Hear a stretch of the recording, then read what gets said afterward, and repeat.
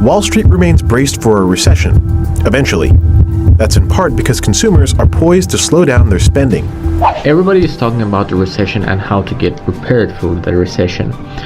And I decided to make a short video about the recession and what you should do to, be well prepared for the recession. And in economics, a recession is a business cycle contraction when there is a general decline in economic activity.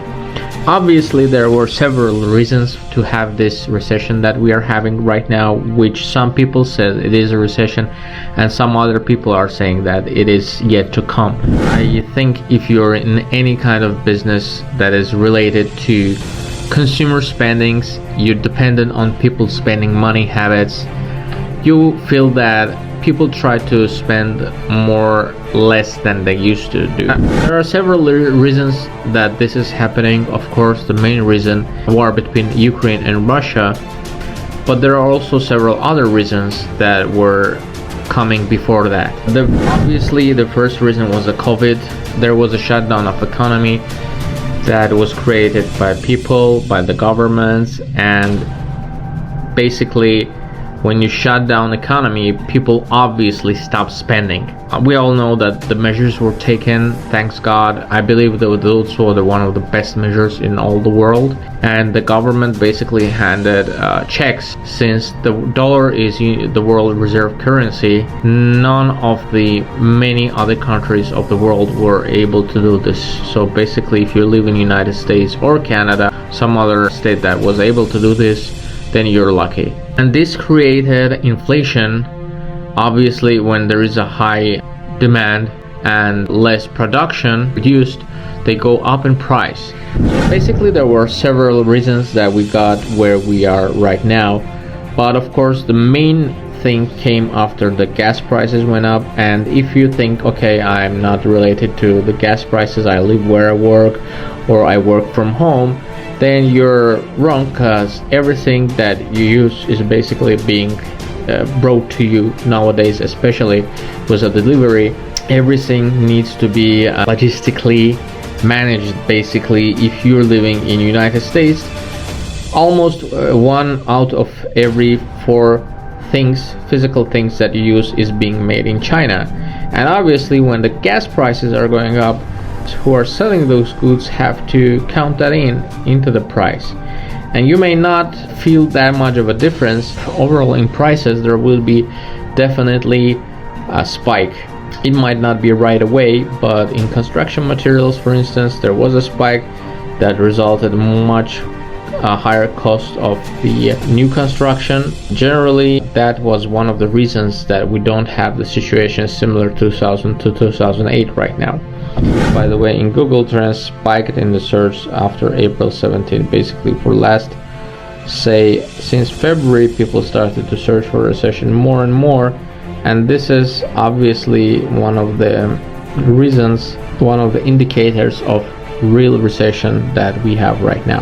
While I was searching in the web, I got to this article from the Deloitte Insight. If you don't know, there are 4 top consulting companies in the world. Basically, what those guys do, they go to the big boys like Samsung or Apple or Microsoft, do the consulting to those companies, try to prepare reports where they show where they can save, increase the profit. So there are 4 main consulting companies. Amongst them are Deloitte Touch, KPMG, PricewaterhouseCoopers, and Ernst Young. So there's a specific website that has some kind of reports on the situation going on. It's called Deloitte Insights. It talks basically about the situation in the United States economy right now. It starts as the Russia-Ukraine war won't derail the recovery. Basically, it's pretty much optimistic that some profits went down, some profits went up since pre-pandemic level. Generally, there is a risk that there will be like Omicron and the gas prices could somehow go down, but the forecasts are very optimistic. So there are several scenarios. Meanwhile, on the web, on the CNBC, and in reality, there is obviously little fall down on the stocks. Is just a continuous roller coaster. It's really ungrateful to try to predict the market, best thing I came to personally investing is to try not to time the market, instead to play a longer game.